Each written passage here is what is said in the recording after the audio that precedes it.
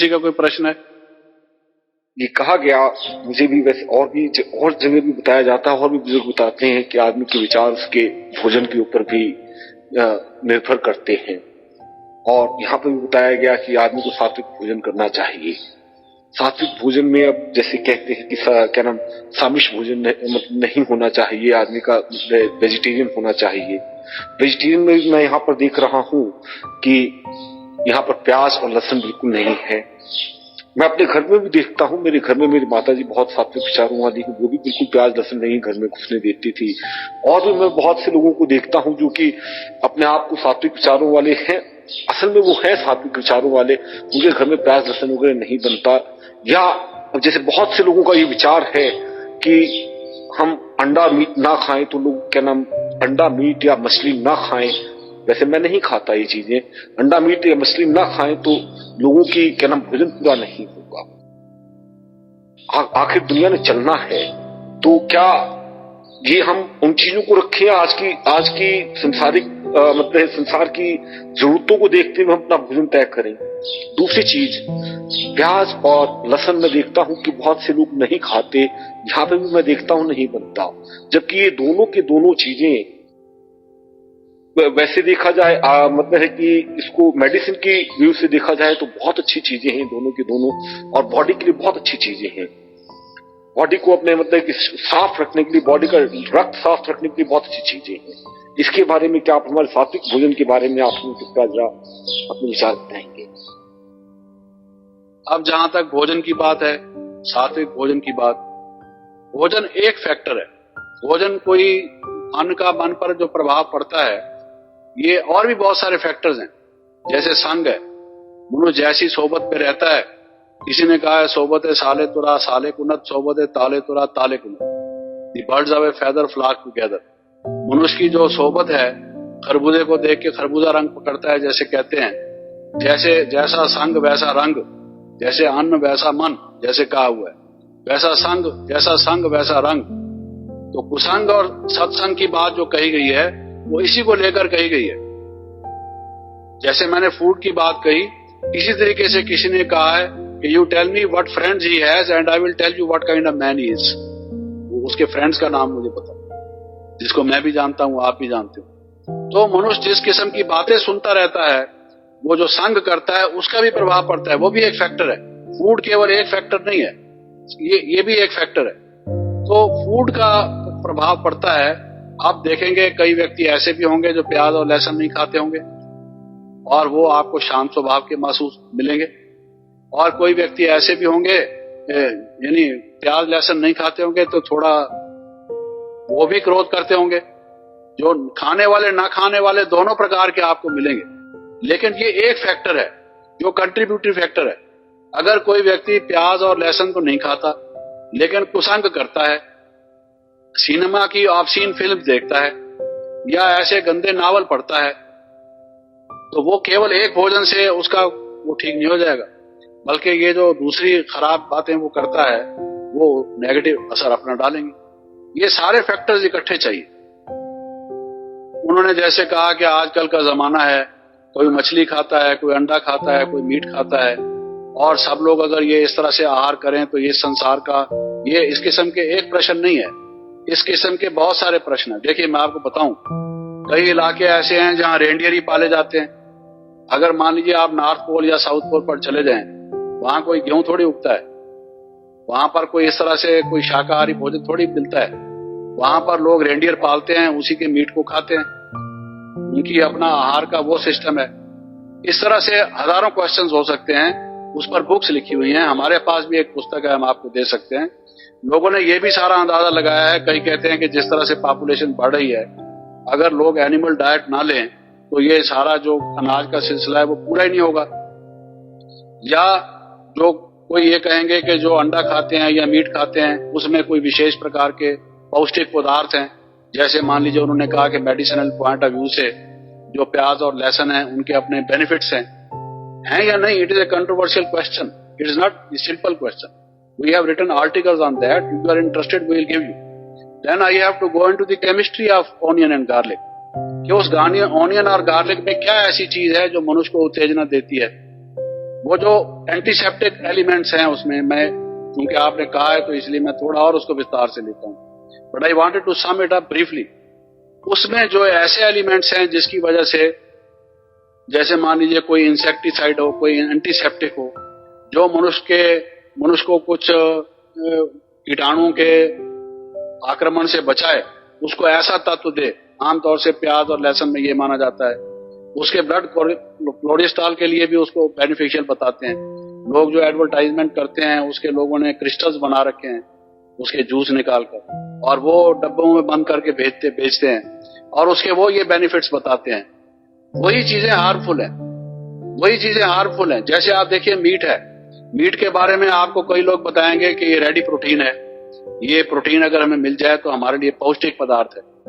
और जो लोग ये उसी बात को लेकर कि ये प्रोटीन हमारे लिए हार्मफुल है, यही प्रोटीन हार्मफुल है, जिस फार्म में वो प्रोटीन है, प्रोटीन तो है लेकिन वही प्रोटीन हमारे लिए हार्मफुल है। हमारी जो इंटेस्टाइन्स हैं और जो अनाज खाने वाले जो पशु हैं, उनके दांत, उनके इंटेस्टाइन्स, उनका सारा सिस्टम अलग किस्म का है, हमारा सिस्टम अलग किस्म का है। ये एक पॉइंट ऑफ व्यू है। उसी प्रोटीन को लेके वो भी कहते हैं now it is for you to जज। इसी प्रकार से उसके वो जो तत्व हैं, उसके तत्व हमारे लिए, अब जैसे देखिए मस्टर्ड ऑयल है, मस्टर्ड ऑयल जब अपने रॉ कंडीशन में हम लेते हैं वो हमें लगता है, और आपको मालूम हो कि हमारे देसी इलाज में बहुत जगह पर किसी को बवासीर ही है, मान लो पाइल्स ही हैं, वो उस जगह पर वो मस्टर्ड ऑयल जो रॉ कंडीशन का है उसको लगा लेते हैं। मूली है, मूली को जब आप खाते हैं तो आपको मालूम है मूली में ऐसे एलिमेंट्स हैं जो थोड़ा एक प्रकार का अलग सा उनका टेस्ट है, एक जलन जैसी हमें महसूस होती है। वो जो उसकी केमिस्ट्री है उसमें वही एलिमेंट्स हैं जिसकी बात आप लहसुन और प्याज में कह रहे हैं। मूली भी थोड़ा बहुत उसी कैटेगरी में आता है। और वही जो हमारे जो अंदर का हमारा आमाशय है, हमारा जो स्टमक है, उस स्टमक का जो हमारी ऊपर की झिल्ली है, उस पर उसका क्या असर होता है, वो हमें एक चीज से बचाती होगी, उसका मेडिसिनल इफेक्ट है। आपने खुद कहा, तो अगर कोई बीमार पड़ता है, डॉक्टर ने उसको एज ए मेडिसिन दे दिया तो मेडिसिन की बात अलग है, but it is not a food. But we are saying it is not a food, you must not eat it, because if you eat it as a food, it is going to affect you in a different way. Medicine is not food. Let us have the distinction between the two. तो वो उसकी chemistry एक लंबी वो एक अलग किस्म का टॉपिक हो सकता है। जो डिफरेंट आर्टिकल्स ऑफ फूड है उसका क्यों असर पड़ता है, तो उस पॉइंट ऑफ व्यू से भी कहा जा सकता है। लेकिन योगी होने के नाते एक आपत्ति, जो सिर्फ वो फिश की बात भी कह रहे थे, एग्स की बात भी कह रहे थे, मीट की बात भी कह रहे थे, सिर्फ प्याज और लहसुन की बात नहीं थी। एक योगी के लिए एक ये भी प्रश्न आता है कि क्या दूसरे को मार के हमें खाने का अधिकार है, हिंसा करने का, ब्लड शेड करके? क्या हम अपने पेट को कब्रिस्तान बना दें? जैसे किसी कब्र में मुर्दा दफनाया जाता है, हम भी किसी को मार के अपने पेट में डाल दें? जो ह्यूमन बीइंग है, जो बेस्ट ऑफ द क्रिएशन माना जाता है, जिसमें सहानुभूति, करुणा, लिव एंड लेट लिव का प्रिंसिपल होना चाहिए, वो दूसरे को मार के खाए, ये एक असूल होता है। और कोई कहेगा जी अगर नहीं मारेंगे वो तो इतनी संख्या में बढ़ जाएंगे, सारे संसार में मुर्गे देखने में आएंगे। तो ऐसे कई क्वेश्चन उठेंगे। Then we have to take only one subject in one class, may be a series of lectures. I can anticipate what can be the questions, but if you are going to allow me to speak on every part, every aspect of that question, it will require a series of lectures on that topic. You will excuse me for this. Therefore, I did not want to go into the details of it. But since we have given it up after applying our thought to it, after studying the whole problem extensively, intensively, we have decided that it is not a part of food. That's what I wanted to say. और एक प्रश्न था, मैं आपसे और कहना चाहता हूँ कि जहां तक डाइट या फूड की बात है, उसमें केवल उसके जो तात्विक पदार्थ हैं हमारे शरीर के लिए, वो कहां तक उपयोगी हैं या अनुपयोगी या हानिकर हैं, केवल वही हमारे सामने एक विचार नहीं है। उनमें से वो एक विचार जरूर है, लेकिन केवल वही कंसीडरेशन हमारे पास नहीं है, बल्कि हमारे पास दो जो और उससे ज्यादा महत्वपूर्ण विचार हैं, जिसको हम सामने रखकर फूड के बारे में डिसाइड करते हैं। Being yogis, this is another dimension in our life. We are considering what kind of food is beneficial for a yogi. not for a wrestler or a fighter or somebody who wants to have only bodybuilding, which is his aim. हमारा M केवल वो नहीं, हमारे सामने दो मुख्य consideration, ये आप सामने रखिए, इस बात को ओवरलुक ना कीजिए। कोई पार्ट ऑफ फूड, कोई आर्टिकल ऑफ फूड बॉडी के लिए कितना भी बेनिफिशियल हो, हम उसके लिए उसका रिप्लेसमेंट सोचने की कोशिश करेंगे अगर वो इन दो कंडीशंस को फुलफिल नहीं करेगा। क्या? एक तो एथिक्स, कि क्या हम सबसे प्रेम करें, जिएं और जीने का अधिकार दें, या किसी की हत्या करके भी हम खा सकते। एक चीज योगी के सामने, एक तो एथिक्स कि उसके जीवन का असूल क्या है। दूसरी बात, जिसको अहिंसा कह दो, प्रेम कह दो, सद्भावना कह दो, जो एक्सपेक्टेड है एक ह्यूमन बीइंग से। कोई आदमी किसी पर अत्याचार करता है, कहते हैं, हम कहते हैं ये तो इंसानियत से भी गिर गया है, तो क्या हम ब्लड शेड करके इस तरह का कुछ कार्य कर सकते हैं? एक बात ये। दूसरा है कि इसका हमारी स्टेट ऑफ कॉन्शियसनेस पर क्या असर पड़ता है। हम अपने स्टेट को बैलेंस्ड माइंड में, इक्विलिब्रियम में, कामनेस में एंड क्वाइटनेस में रखना चाहते हैं। माइंड को उत्तेजना नहीं करना चाहते। क्रोध क्या है? क्रोध एक लुनेसी है, आदमी में आधा पागलपन है। जो आदमी क्रोध होता है वो फ्यूचर को नहीं सोचता, कहता है मरता हूं तो मरने दो, फांसी पर चढ़ूंगा, कोई परवाह नहीं, आज मैं इसको खत्म करूंगा जी। उसका विवेक नष्ट हो जाता है। तो उसका आर्डल्ड स्टेट ऑफ कॉन्शियसनेस है, नॉर्मल स्टेट ऑफ कॉन्शियसनेस नहीं है। कामी व्यक्ति, आपको मालूम है दिल्ली में एक डॉक्टर जैन, आई स्पेशलिस्ट, जो प्रेसिडेंट के एडवाइजर थे, आई स्पेशलिस्ट थे, अपनी वाइफ को बर्बाद डाला। काम से इतना अंधे हो गए, इतने बुजुर्ग अवस्था में, उनके बच्चे बहुत बड़े बड़े अच्छी अच्छी पोस्ट पर, अच्छे नामी व्यक्ति, पैसे की कमी नहीं, पोजीशन की कमी नहीं, सुख भोग लिया। उस वाइफ की भी काफी एज, अपनी भी काफी एज, गुंडों को पैसे दे के, आपको मालूम है केस चला, जेल में गए, थोड़ा टाइम पहले छूटे। अच्छे कॉन्ट्रैक्ट्स थे तो छूट गए, वरना और कोई होता तो फांसी मिल जाती। तो ये जो सारी बातें हैं, इस पॉइंट ऑफ व्यू से देखना पड़ता है कि हमारा मन का संतुलन तो नहीं नष्ट हो जाएगा, विवेक तो नहीं नष्ट हो जाएगा। ये ऐसा कोई काम तो हम नहीं करेंगे जो अपराधात्मक हो। वो उसको लीगल भाषा में अपराध कहते हैं। अपराध में वो चीजें शामिल नहीं है जिसको हम पाप कहते हैं। पाप अपराध से भी एक व्यापक चीज है।